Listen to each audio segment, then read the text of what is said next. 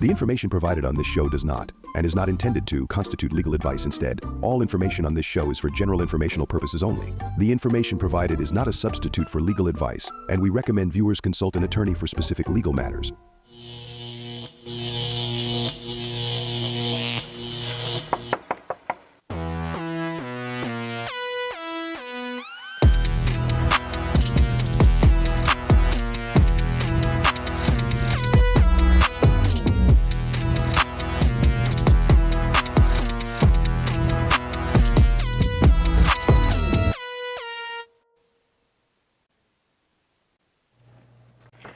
Hello, welcome to Condo Craze and HOAs here on our YouTube channel. I'm Karen Curtis. Just want to remind you, everything we said last week and even the week before, just forget about it because the legislature's passed a new bill and we have all the information for you on it. But they can't even finish their session anyway. Because the budget, yes, they're fighting about the budget. Oh my gosh. So good morning and welcome back to Condo Craze and HOAs. We're here every Sunday at 11 and we love our fantastic sponsors. We truly offer you the best and they offer us the best services in South Florida, including our diamond sponsor, Best Roofing. And I'm here with attorney Eric Glazer. He is board certified by the Florida Bar in Condominium and Plan Development Law, and Eric's Law. Questions about issues that make life in your condominium or HOA absolutely crazy from 1 minute to the next. So we'd like to get the phone lines going early. Eric's going to explain the new bill that the governor probably is going to sign into law, but then we'll take your calls. And that number is 717-GLAZER-8, 717 Glazer with a Z 8, 717-452-9378, or you can ask us a question in the chat box. Yes, good morning, everybody. And don't forget to subscribe to two things, of course. Number one, the Condo Craze channel on YouTube, where you don't have to just watch the show live. You can watch any one of our prior videos. I think we have about 200 in there. And, of course, join our email list, because by joining our email list at condocrazeandhoas.com, you can get updates about the show, updates about the law, which is pretty important this week, and a whole lot of other things, including access to our blog, which we do every single Monday morning. And, of course, we're on other social networks as well, Karen, right? We are. We're on the socials. You can follow the show on Facebook, TikTok, Apple, Spotify, and X. Okay, a lot to talk about this morning. I mean, really a lot. So, as far as condominium law goes, if you want to talk about HOA law, we could sum it up this way. Not one thing. Not one thing. HOA law, yeah. HOA, no, nothing. HOAs were ignored this year. But in terms of condos, the Florida legislature ended in a real blockbuster way in regards to new legislation. And in the end, the Florida House and Senate agreed on one big bill that's 191 pages long. It passed the Senate unanimously, and in the House, there are only 2 opposed. And obviously, we can't talk about the entire bill today. Again, that would take several shows, but we're going to talk about, I think, what's most importantly on everybody's mind, and that's the reserve fund changes, and primarily how it's going to affect everybody's pocketbook. All right, so as we know, in 2021, we have the Champlain Towers that collapsed in Surfside, unfortunately killing 98 innocent men, women, and children. And after that collapse, the Florida legislature did the right thing and for the first time mandated that Florida condominium owners contribute towards funding a reserve account, right? Great thing. And the vote for that was 110-0. And I think, Robert, we have some video of that as how it went down in the Florida legislature. Future condominiums never have to worry about another Of course, there are Surfside unintended consequences. The scrutiny of condo boards pushed Florida's legislature to pass sweeping condo laws. 110 yeas, 0 nays, Mr. Speaker. Bill passes. Okay. That vote didn't hold up to some extent. And now you can pay your reserve funds by taking out loans, and in some circumstances, you may not have to pay reserves at all. And this is with the new bill. This is with the new bill, correct. Again, lots to learn here today. So we're going to break it down in categories. And the first category we're going to talk about is reserves being paid by a line of credit. The unintended consequences from the other bill was that people were not able to afford these reserves. They were getting kicked out. So Right. these are the remedies. These are the remedies, correct. The first one being, like you said, reserves being paid by lines of credit. So this law will allow funding by using loans, lines of credit, if the majority of the members agree. And you love that. Yeah, right. So I just want to tell you my thoughts on it. So let's say year one, you take out a line of credit to fund reserves, and you have to start paying that back with interest immediately over a few years. You get a few years to pay it back. And that might sound great, right? But year two, how do you fund your reserves? So year two, you have to take out another line of credit to fund your reserve account. So now how many loans do you have? 2, right? Year 3, you need to take out another line of credit to fund your reserves this year. And now how many loans do you got? 3, and so on and so on and so on. And all of these loans build up with interest. So eventually, this would go on year after year, in my opinion. And it's like paying your condo assessments by using a credit card. And think about this, the money in reserves, that's going to be eventually used to pay for repairs. But all of these lines of credit haven't been repaid yet. So they're going to still, notwithstanding the fact that you spent the money, these lines of credit are still going to have to be repaid year after year Trying after to get year. someone to buy your condo Yes, with that hanging out there as well. It's going to be a never-ending process, quite frankly. And to me, a never-ending loan that's going to have to be repaid with interest. It's going to be there forever. Can you pay your portion of it ahead of time? There's nothing that requires that. Okay, so sometimes But individual unit owners. associations can say, okay, to you individual unit owners out there, if you don't want to pay it with interest, you have the right to come and pay it up front with interest. But that's going to be a loan on the condo books for everybody. Understand that. So to me, it's playing with fire, and condominium owners will forever be in debt if we allow reserve funds to be funded with loans. That's just the way I see it, and you can count on it, trust me. You're still paying it. You're paying it, but you're paying it with interest. And you're paying 1 loan, 2 loans, 3 loans if you're taking out loans every year to pay your reserve accounts, right? Every year, to me, it's a new loan, and every one of those loans is with interest. You're going to be paying back much, much, much more money than if you just would have put the reserves in the budget. But you don't have the 20 to 100,000 per unit. But that's not for reserves. That's for repairs. You would need the 20,000, 100,000, not for reserves. Reserves would make everybody's budget go up, assessments go up each month. That should be period in the budget. I don't think you should be able to borrow for it. Repairs is something else. Repairs is something else. Okay. Is that a loan or a line of credit? Could be either. To me, it's the same thing. I don't know what the same, what the big difference between a loan is. Well, and a the line of loan, they actually pay it. Well, the loan is you get it in one shot. Line of credit means you have a $500,000 line of credit and you access it as necessary. Right. Either way, it's with interest. That's the bottom line. Either way, it's with interest. If you put it in the budget, it's without interest. Now the condos are going to have loan after loan after loan to simply pay your reserves. Again, this attorney really not in favor of it. I don't really think it's a good plan for the association. So that's not paying for the special assessments. That's not for the special assessments, for repairs. Okay. For repairs, that's correct. That's something totally else. Okay, it's another expense. Oh, Lord. Okay, so now let's talk about reserve funds. There was something in the bill, right, which spoke about, well, what do we do with reserve funds? We have this big pile of money that's sitting there. Now, what should we be able to do with it? Can we invest in any way we want? So the Florida legislature did agree with a blog that we posted, and which that would have allowed reserve funds to be invested anywhere. But as we stated in that blog, that was a bad idea, and it even would have required an investment committee in your condominium as well. And we know it's hard enough to get people to volunteer for the board, never mind finding people for an investment committee.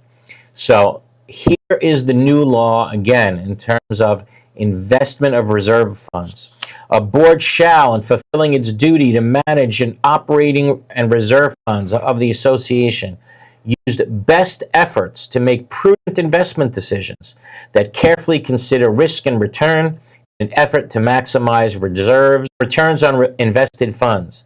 An association, including a multi-condominium association, may invest reserve funds in one or any combination of certificates of deposit or in depository accounts at a community bank, a savings bank, a commercial bank, savings and loan association, or credit union without a vote of the owners. So now right? they're fiduciaries. Yeah, they always were.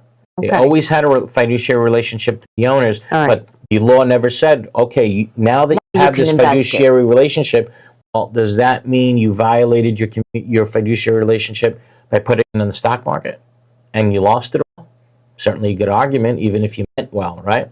So we argued you can't allow these types of funds, reserve funds, to be invested anywhere but in a place where you know But it's they- going to be there when you need it. But they use their best efforts, Eric. Yeah, not good enough. Not good enough. So I think this is a good bill, but it does leave open the question when you read it. Suppose you do get the vote of the owners, can the owners vote to put the reserves in the stock market or anything risky?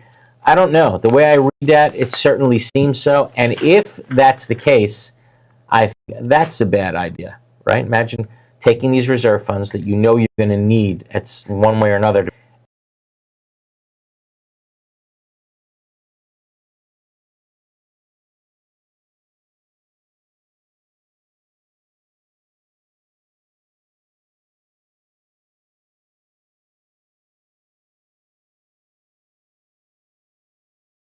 Community Association Bank, and that's FDIC insured. That was in the bill. Now that's out of the bill. They can't invest the loan money, can they?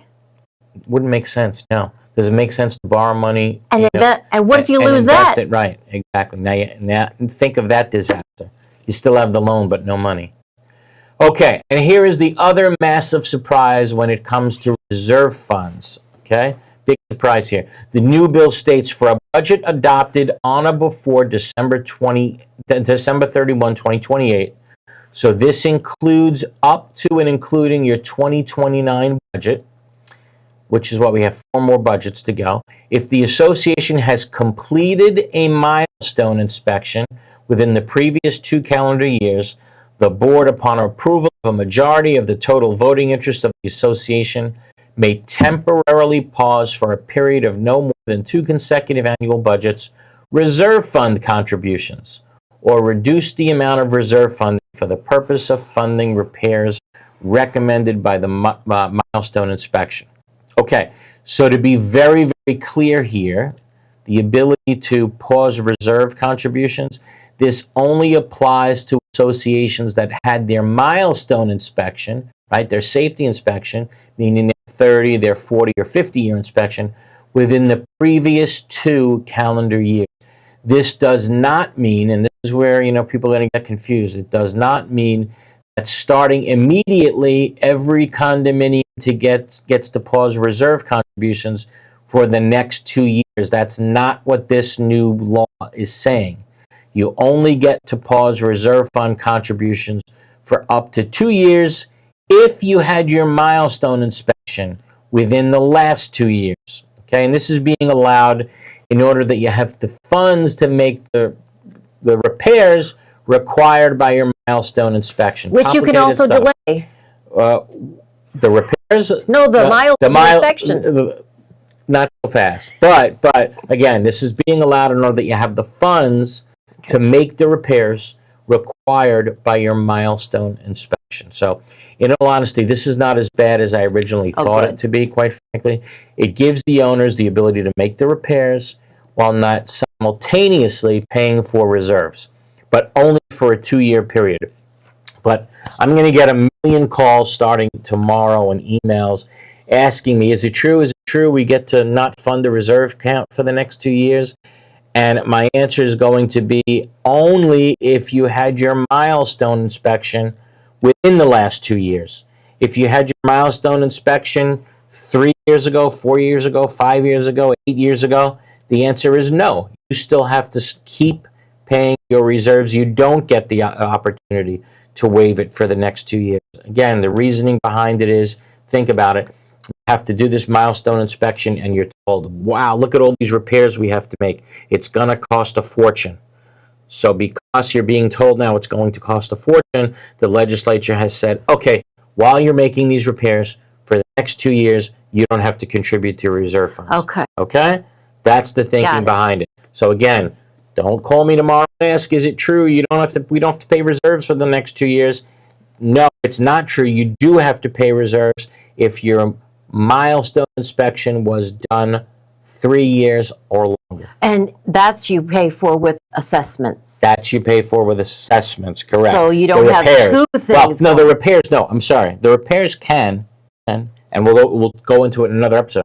The repairs can be done by taking out a loan, okay? However, that loan payment is going to be a part of your assessments. Okay. You're not, you can call it whatever you want, but if Okay. you're borrowing, you're paying it back through assessments, either a special assessment or a line item Okay. in your budget, in your assessments. So one way or another, when you borrow, it's not free money. You're paying it back. The more you borrow, the more your assessments are going to be. It's not, it's really not difficult to understand. Keep borrowing with interest. The amount you pay is just going to keep going up and up and up. But if I'm on a fixed income and I'm like 80 and I Okay. can't afford it, I don't So really mind. This year, so if your funding is, let's say you're 80 years old and you have a fixed income, this year you're borrowing money, taking out a loan to pay for reserves. Yeah, it might be cheap this and you year. can afford it. Might be cheap this year. Next year, now how many loans do you have? Two.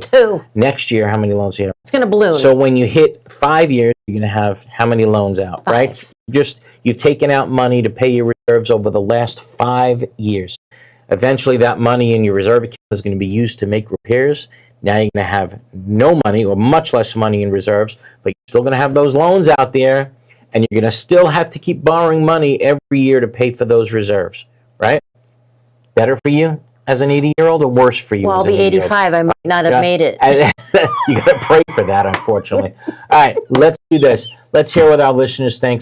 717-452-9378, 717-GLAZER-8, or you can drop us a question or comment in the chat box on YouTube. We'll be back right after this. How are we doing?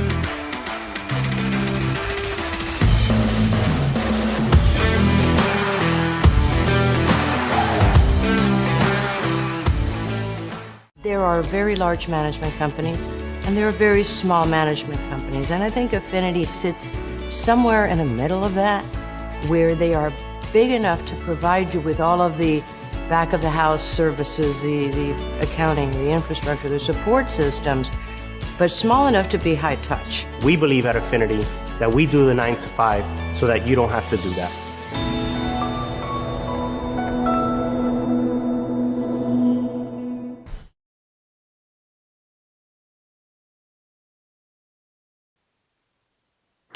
All right, welcome back to Condo Craze and HOAs here on our YouTube channel. Karen Curtis, Skippy, and Eric Glazer. He's board certified in community association law.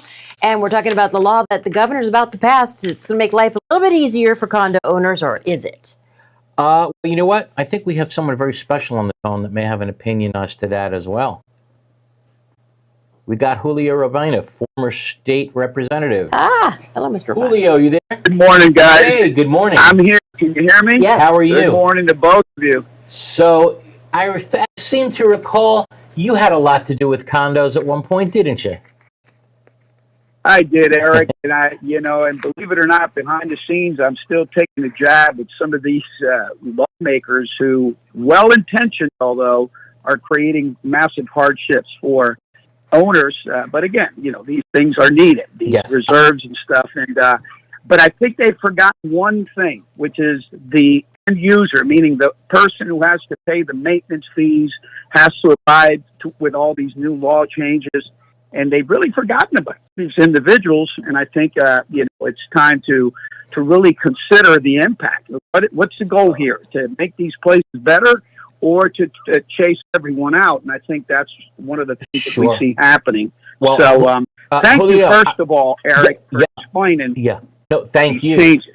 Thank you for all that you've done as well. I mean, I remember, way back when you were always in favor of mandatory reserves. That is correct. We tried to do this for years, and of course it didn't work out. There were changes, even stuff that I wasn't privy to in legislation, where things were buried in the bills that removed the mandatory type of situation. But that's here and said. It took a tragedy, and as you're explaining, it looks like Tallahassee's taking jabs at it, but they're falling short, and especially short for HOAs. HOAs is like the redheaded stepchild. For whatever reason, it's just left aside year after year after year. Absolutely. And the reason I'm calling, because I want to be short, you got a lot of people listening here today, and I just want to provide some information. As you know, I knew this was coming, and I knew that people were going to be on the hook, especially after the fall of the Champaign Tower, the death of all those innocent people. Eric, for years, as you know, we're in the management business. We have a number of communities that are all needing funds. That the maintenance fees, as you know, have gone up incredibly, and the problem is, how do they pay for these things? So to adhere to all the mandates that have come down as a result, and the need for these mandatory reserves to be funded, I was looking for solutions for years, trying to see who else would step up, because I know a lot of people are not in favor of loans, but you've got only a couple of options. Either you specially assess everyone, or you go to a conventional bank and try to get a loan from a conventional bank, and they're not being very cooperative. And if they are, it's very short term type loans. If you're lucky enough to get it, you can pass all the hurdles. Yeah. And really, it puts a real financial hardship on the owners to pay not only their maintenance, but now a loan. So that said, we were looking for alternatives, and for almost 2.5 years, we've been trying to entice private sector lenders, which we have good news, and I'm going to make it brief because I hope to come on your show and maybe speak a little bit more about this. But we have found now somebody that has an established program for the residential components for years, and they're now willing to start a program to help these communities with loans. Here we go. They can go 15, 20, 25 years, and at a small rate.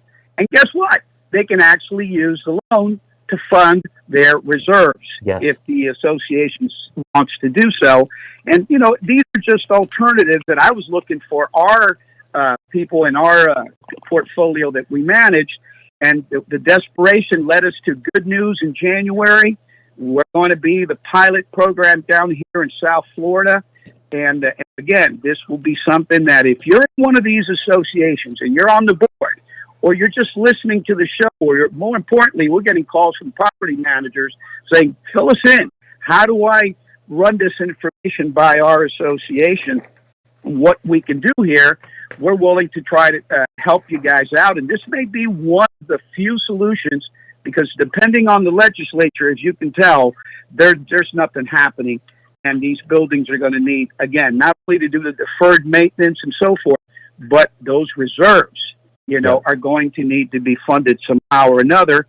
And that's it. I want to keep it short and sweet in respect to all the people that I see on the chat and the explanations that you still have to give, you and Karen. So if you don't mind, I'll leave my number and my email. Sure, and if you got any questions, Eric, Karen, feel free to do so. But my number, half of South Florida has it, and I'll put it on there if it's okay with you. My number is 305, and it's 343-0776. Julio Again, Rabina. my name's Julio Rabina. And email, if you'd like to email me personally for more information, very simple. It's just my first name, Julio, Julio, and it's at jagfl.co. Let me repeat it. Julio at jag, which is J, A like apple, G like girl, FL.co. That would be the best way to reach me, but I'll go ahead and taper it down there because there's so much information on this, and we think that we may have found a lifeline for all these associations, whether you're a condo or whether you're an HOA. So at this moment, you know this better than anyone else. If you've got any questions, I'm willing to answer it, and I'm here, and I'm thankful for your wonderful show. Thank you so much, Julio. Thank you for everything you've done. Appreciate it. Thank you. Okay, thanks for caring about the condo and HOA community. Always throughout his career. I mean that sincerely. Let's do this. Let's take our bottom of the hour break. Keep the calls coming, 717-452-9378, or drop us a comment or question in the chat box on YouTube. We'll be back right after this.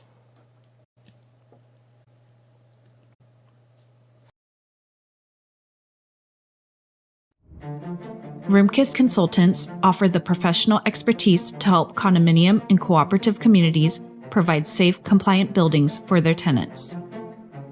We have more than 170 Florida licensed engineers and architects who are experienced with local regulations and can assist with Senate Bill 4D compliance.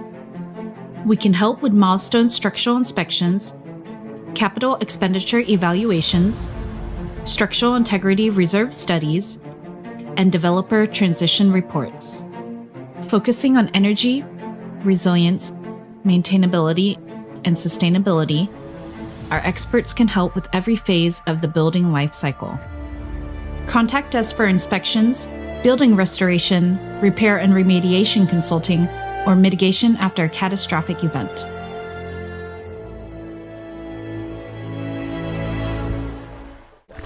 All over the world, people have plumbing problems. These problems can be expensive and destructive to fix.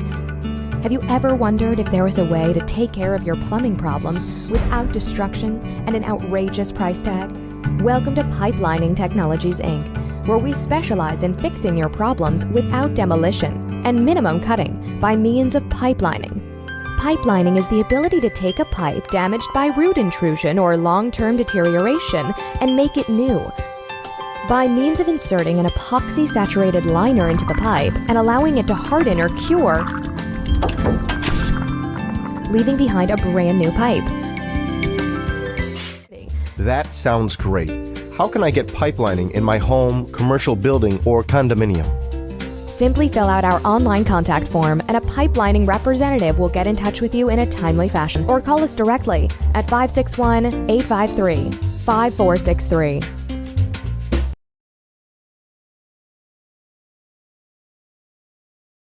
Half hour of Condo Craze and HOAs here on our YouTube channel. And the number to call to ask a question. We've got this new bill the governor's going to sign to help condo owners with these unintended consequences after Surfside and that legislation. 717-GLAZER-8. That's 717-452-9378. Is the governor going to sign it? We don't even know. Right? He wants, but is this what he wanted? Is this what he wants? Does it go far enough for him in terms of giving owners relief? I don't know. Again, because remember, in terms of being able to waive reserves, you only get to waive reserves if you had your structural integrity reserve study. If you had your mandatory inspections within the last 2 years, right? If you didn't, you're stuck still paying all the reserves. So I don't know. Maybe the governor wants something more beneficial to the owners than that. We'll find out. I don't know. He may veto it. We don't know. But we're still going to talk about it. And really, really quick, one more seminar left, and it's going to be in Orlando, May 14th. It's next week in Orlando again. L&L Condo and HOA Expo at the Orange County Convention Center. If you want to sign up, just go to the website, condocrazeandhoas.com, and we really look forward to going to Orlando. We're only there like one day a year, so. And you don't have that much to teach.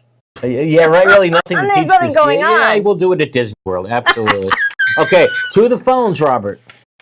On the teacups. All right, let's go to Christine from Tampa. Hey, Christine, how are you?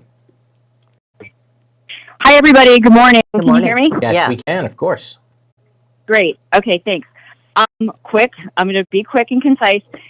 The condo board had a closed meeting for the purpose of approving a contract with a new management company. It was not listed on the agenda. The contract was not posted. My understanding is the statute says contracts are supposed to be posted. I don't think you should even have a closed board meeting for this. I would love for you to weigh in. Everything you just said is 100% right. Absolutely. The contract was supposed to be given to everybody before the meeting, posted to the notice. And you can only have closed door meetings for two things. Number one, if you're meeting with your attorney for purposes of rendering legal advice. The other is for personnel decisions. This is you wound up paying it, at least a portion of it, because you're the one, you submitted the complaint to the DBPR, so you're going to pay your share of the fine, believe it or not. So no crime fraud exception. No, not at all. Okay? Thank you. Okay, thank you. All right, Appreciate you got it. Do you want to take a break and fix the sound issue, or keep going? I think we just fixed it. Okay, good. Then let's keep going. So next caller is Patty. Where are you, Patty? And where are you? Palmetto. Hello. Hey, Patty. Good morning. Hi. Good morning. Thanks for taking my call. Sure thing. Our HOA board is not sharing financial information with members. My HOA is comprised of 104 townhouse owners, around $125,000 in monthly operating cash, and $340,000 in reserves. Right. The most current financials posted online are October 31, 2024. So they're now 6 months old. There's no treasurer reports within board meeting minutes. And the board changed management companies on January 1 this year, and we're told that the old management company is not providing sufficient information to do a financial audit for 2024. And then last week at a board meeting, the members were told that we are broke.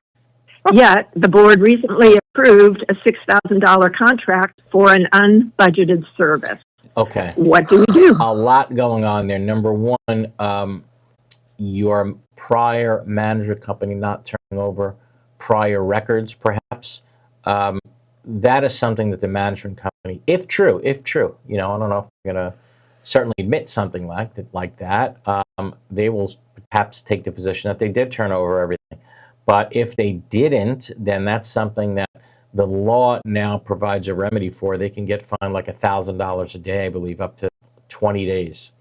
So that's not something that they want to fool around with. Your association should be following that up. But remember we started the show, Karen? I made a joke. Hey, do you want to hear about the new HOA laws? Yeah. And it was silence. Remember, you don't have anybody to complain to.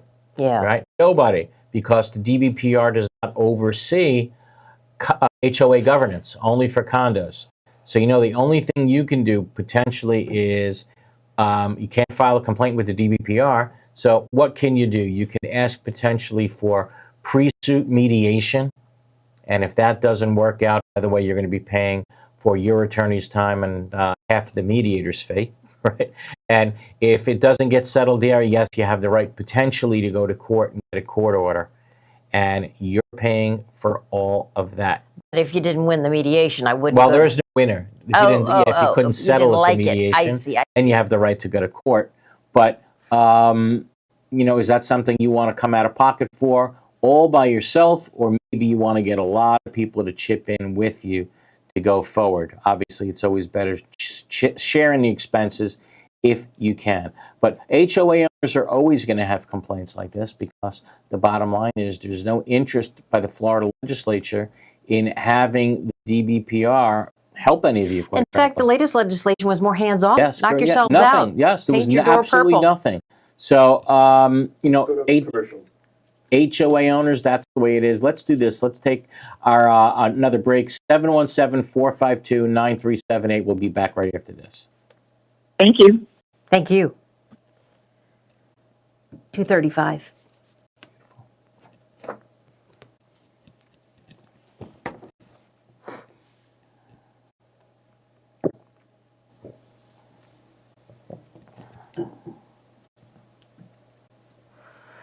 DPPR is useless.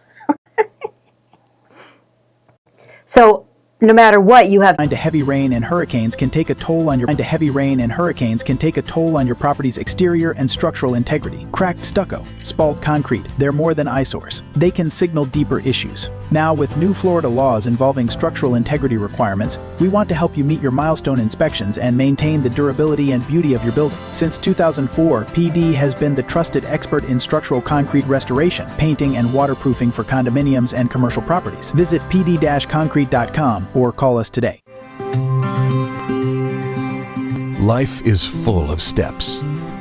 We learn to take small steps and big steps. We take steps toward adventure, to discover what's next.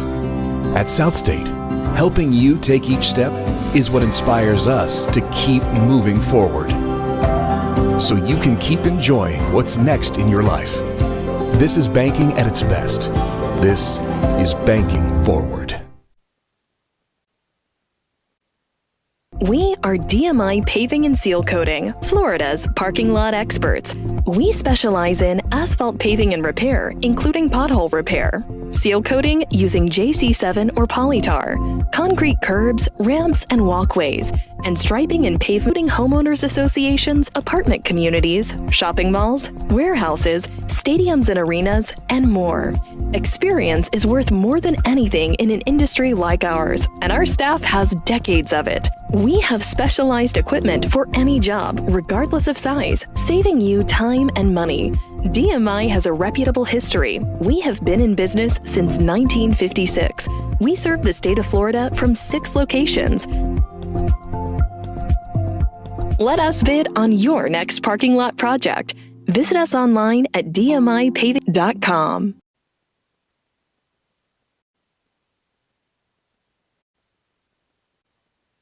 Welcome back to Condo Craze and HOAs here on our YouTube channel. Karen Curtis with attorney Eric Glazer. Again, he is the condo HOA expert. He is board certified in community association law. Taking your phone calls, 717-GLAZER-8. That's 717-452-9378. Hey, Karen, look who wrote us here. VJ Styles, the former producer way back when we were on radio. How are you, VJ? He writes, Karen and Eric, you both look fabulous. Yay! Let me explain something to you, VJ. I was always told I have a face for radio, so I don't believe one word you're saying, but I appreciate the comments. On that note, how about we go to the phones? Yeah, let's go to Fred. How are you, Fred? Good morning, Eric. I'm fine. How can we help you, Fred? I live in Century Village, a condo in Boca Raton, and for about the last 10 years, I've been live streaming over Facebook and subsequently posting meeting videos on YouTube. And you know, the statute does permit recording a video at these meetings. The issue is the condo wants me to restrict the showing of these videos just to the members of my association. I was willing to compromise and put it on a portal, which is password protected, but the management company can't seem to figure out the technology there. So now, while they're working that out, and I said I'd be willing to cooperate, they're hitting me with a mediation, pre-suit demand, and lawsuit. Okay, take it down until you figure out the portal? No, do I have a right to live stream or post subsequently condo board meetings openly, or must they be restricted to a password? That is a great question, and the truth is that the statute never addressed that. There's nothing prohibiting it. You know, a lot of people would go to a meeting, record it, right, come home, put it up on YouTube, right? And there's a lot of board meetings out there that are on YouTube. Is there any reason why it shouldn't be made public? No, there's no reason why that he's prevented by law. There's nothing. They don't say anything that's going to be like a problem. The statute does say they can make reasonable rules and regulations regarding the recording. Well, what does that mean? Does it mean the recording while you're in the room? Or does it mean the recording once you leave the room? Right? What can you do with it? So, to me, I don't think there's anything that could really prohibits you from doing it. But he's live streaming. I don't know. So does that really mean anything? He's not leaving the room with Is it bothering anybody in the room? Is it preventing the meeting from taking place? No, it's not. All right. So I don't know if the board really has the right to make any rules and regulations regarding that, right? So it's certainly not clear, that I can tell you. So now the board wants to take the pre-suit mediation. I think what Karen said is right. Eventually, it's going to be password protected anyway. So why don't you get a temporary agreement with them that says, look, until the management company gets their act together, I agree not to post it, on Facebook Live or anything like that. How hard is a portal? Yeah, I mean, right. But in the meantime, why go through the expense of mediation? Yeah. If you're going to agree to All whatever. right, Eric, if I do go to mediation, can you represent me? Is that something you can handle at mediation? Do I need an attorney? Do you recommend an attorney? You don't have to go with an attorney at mediation. It's not required. You don't have to agree to anything And what do you at hope to achieve mediation at if you don't want to. So, whether or not you need an attorney, that's for you to ask yourself. It's not for me to tell you. Mediation will probably just tell you to put it on hold till you get the portal. Right. I think if I'm the mediator, that's what I tell you. So you're going to get that portal fixed. Why not you? Right, but this is going to cost me hundreds of dollars because according to the lawyer's demand letter, these mediators get anywhere from $350 to $450 an hour, and he estimates about 3 hours plus of time. He said it has to be split between the aggrieved party, meaning the condo, and myself. You're but correct. it's still money. Yep. And is that recoverable? And if it is recoverable, would it be better to be represented by someone like yourself at this stage of the proceeding? So are you able to do that? So let's. My first question. Do you have? Of course, our firm can do that. Pardon? That's something we do all day long. Yeah. Of course. So that's not the hard part. Sure. But what I'm doing is trying to save you money overall, right? Try to get an agreement where you don't have to go to mediation, right? That you'll agree in the interim. Yeah, well, until that's the what I portal want to is know. fixed. Can I negotiate now? Yes, I just you got can. the letter the other day that said I have 20 days. Would you recommend sending in a letter to the attorney saying, hey, I thought we had an agreement here. I'm very surprised that you're going forward. Absolutely. That's the Can I way do to that? go. Is that appropriate? Fred, that's exactly the way to go. Okay? Apparently, there's no expectation of privacy at an Yeah. association meeting. Is that true? Sure. I don't think Eric, there's thank you absolutely very not. much. Thank you, I Fred. want you to know I Keep the do phone put a call. link to Condo Craze every week in my weekly newsletter. It's called Oh, The Village thank you. Century, and I you. really appreciate all that you guys are doing for us. Sorry Thank for you having so all much. the technical glitches. We'll get there. We'll get there. I do.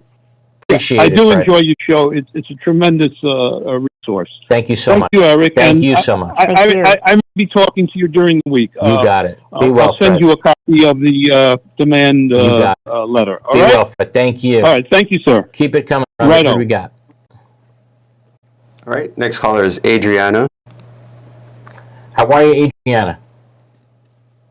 I think from Hello. From Hollywood. Hi. Adriana, good morning. Good morning. Okay, so I was saying that I'm hosting an event of condo law in Espanol, okay, because a lot of misinformation. I'm a real estate agent and I'm shocked because not everybody knows about the condo law. And that's why I'm hosting an event in Spanish, okay, in June. So I just want to share that with you. Okay. Now, what kind of event where you're teaching condominium? Yes, I have panelists. It's going to be like a conference about all the milestone inspections, the serves, the turnover. We're going to talk also about the lending challenges. We have panelists there, and insurance challenges as well. And finally, I'm giving like resources, the checklist, and everything to the real estate agents so they can do a good job with the clients. Okay, that sounds great. Send us some information on it, and if it checks out, we'd be glad to let everybody know on the show. And put it in the chat. Yes. Thank you. Oh, thank you, guys. Thank you so much for everything you do. Love you. Thank you. Take care.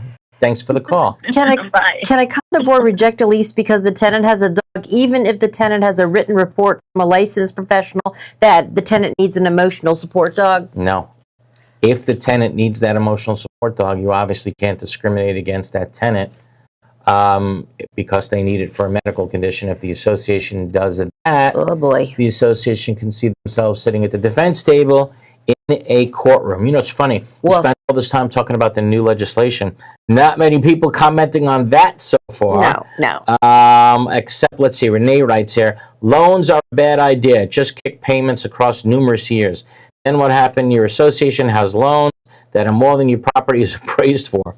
The association folds. Someone says a line of credit turns into a loan in 3 years. A line of credit can turn into a loan in 1 year. Oh, in 1 year. Yeah, that's what typically happens, or 2 years, where the association obtains a line of credit to make repairs. So they have a year or two to access that line of credit. After they access that line of credit, it closes after a year or two, and that line of credit turns into a term loan. Anywhere from, could be 3 year to 10 year, whatever it may be. So but that's what happens. The line of credit does in fact become a loan. And they're saying the law doesn't, or the bill doesn't address the insurance issue, which is also a problem. That's true. The bigger problem is the insurance issue. May not be reserves. Have they done anything to address that? No, they did not. And I don't know if there is something that could be done, to tell you the truth. I understand there's 1 or 2 new companies that came into the state of Florida to start issuing policies. That's good. We need competition. Well, the property insurance situation, they have a select committee. Yes. That's getting together. They got together last week for the first time. Right. They're going to write up a couple of resolutions that will eventually become an amendment in the next year, in 2026, for the voters to vote on, because constitutionally you have to. Oh, great. You can't take away property insurance. Remember, they want to abolish it. Yes. They can't do it. The legislature can't. You have to vote on it. Really? Okay. Yeah. Well, unless that body that they're going to compose together somehow comes up with the idea that they have the ability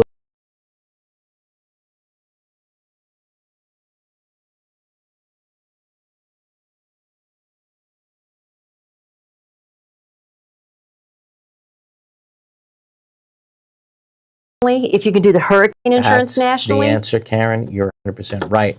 Do hurricane insurance nationally. Make like a national program It for affects almost all the hurricanes, counties. for tornadoes, Yes, right? yes, For floods. yes. But a lot of states who don't normally suffer those types of things would never vote for it.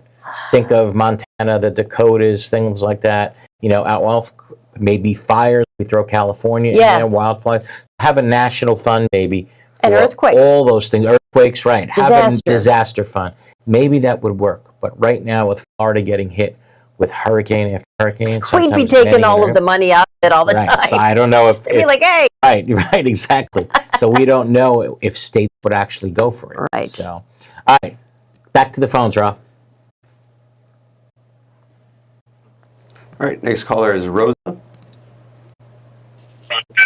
Hey, Rosa. Yes. How are you, Rosa? Turn down your audio there. Thank you. Rosa, you there? Yeah. Yes, we're here. I'm here. Hi. How can we help? I'm president of my building, and we are located in Delray Beach. And April 22nd, I tried to pass a special assessment to fund the reserve. Okay, according to the study, up to 2027, we should have $500,000, and that is already included the money to paint the building, because it's going to be 10 years in 2026 since the building was painted, and also small repairs.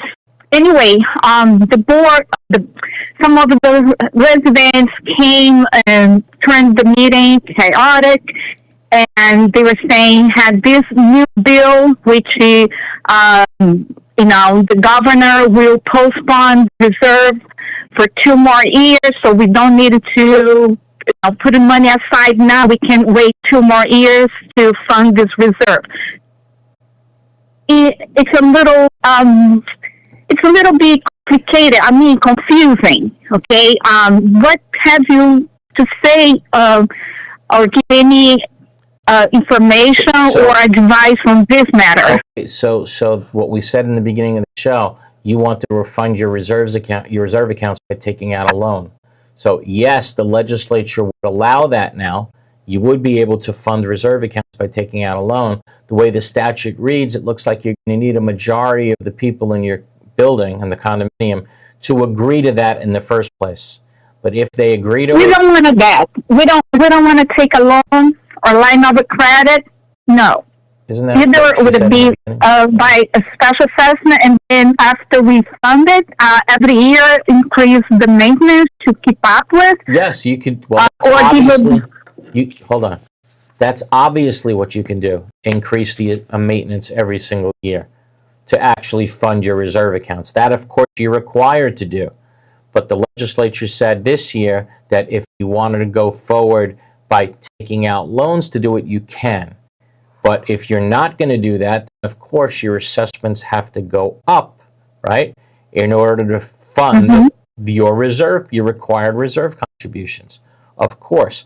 Now, you asked about potentially waiving reserves. Yes, what the legislature has passed this year, and signed by Governor DeSantis, says that if you have had your milestone inspection study within the last 2 years, that means you had your 10 year, your 20 year, your 30 year, 40, right? I mean, your 30 year, 40 year, 50, etc., right? If you had that, and now you know you're going to have to make all these repairs, these expensive repairs, then the legislature has said, okay, we don't have expensive repair with minimal.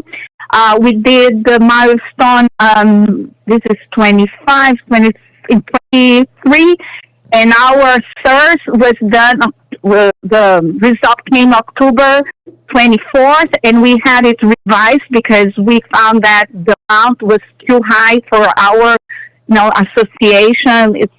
Because it's really a very small association to homeowners only. Anyway, but we should wait more years to pass this reserve to start funding, or we must start now, because I think that on the law says it's possible to have, Rob, turn her down. Okay, because she's just rambling, not going to stop. She just said to me, she wouldn't let me answer the question, and then comes back with, should we wait 2 years now not to pay our reserves? I don't think she's grasping the concept. Well, it's not the law yet. Yeah, but when I want to explain to her the law, she cuts me off.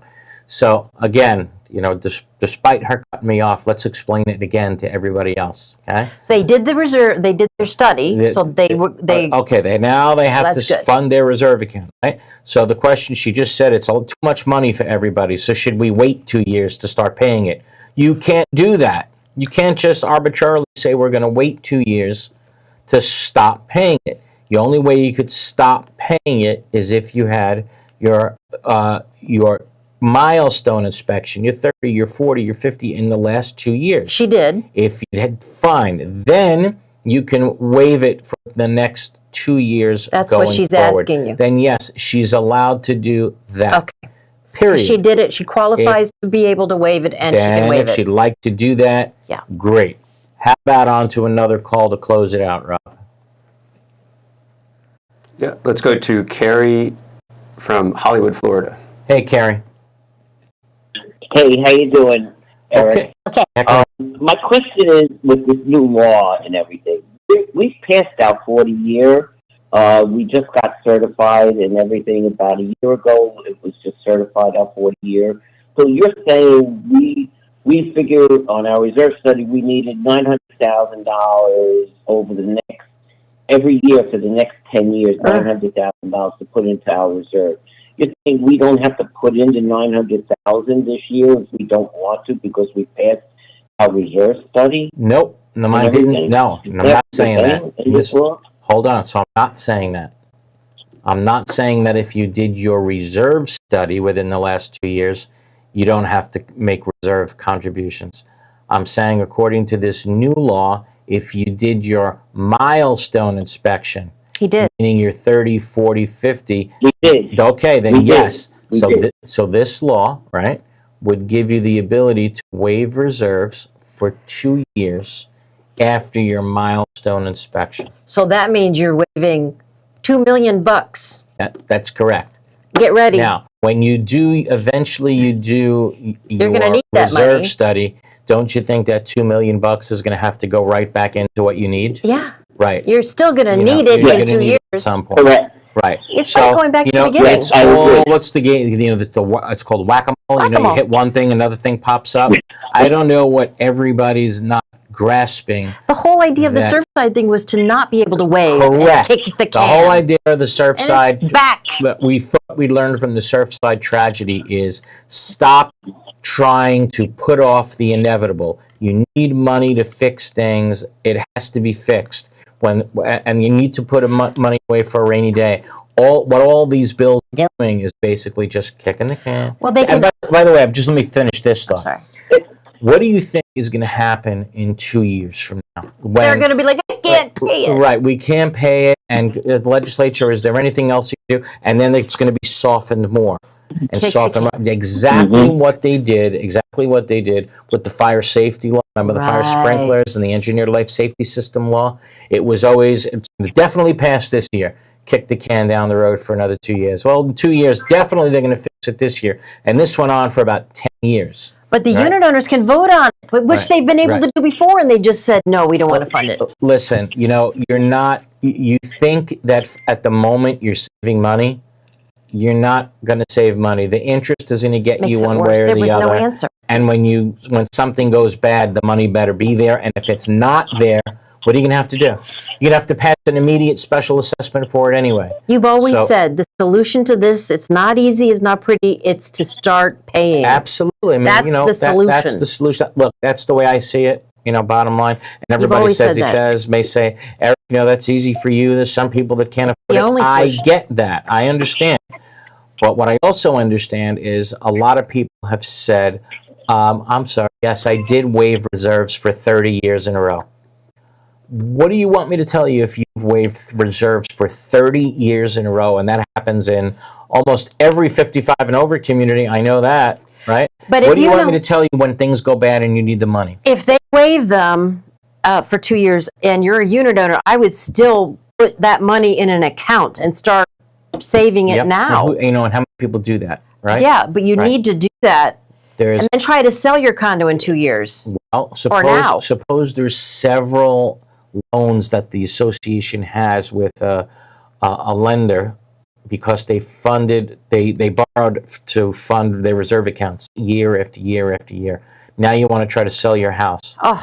What do you think is going to happen? You're either going to have to dramatically drop the price of your house, or you're going to have to agree to sell to pay that off your portion of the loan before that new buyer takes it over. I have it in an account. Either way, you're paying for it. That I could tell you. Right. You're paying for it one way or the other. I can guarantee that. And on that note, ladies and gentlemen, a lot spoken about today. A lot we said, and I don't expect everybody to grasp certainly what happened. They can replay it. Yes, they can. And we will be teaching the rest of this bill. Like we said, it's 191 pages. And we only spoke about a small portion of it today, the reserve portion. And it would go into effect if the governor signs it July 1st. July 1st, correct. So correct. We're not sure. Some time to see what's going to happen. That's correct. But guys, thanks for tuning in today. Thanks for joining us on Condo Craze and HOAs. Everybody have a wonderful, safe week. And by the way, if you need legal help off the air, you can call Glazer and Sachs, 954-983-1112. 954-983-1112. And we'll see you again next Sunday at 11 a.m. on Condo Craze and HOAs. Have a wonderful, safe week, everybody. Thanks, Eric. Thanks, Rob.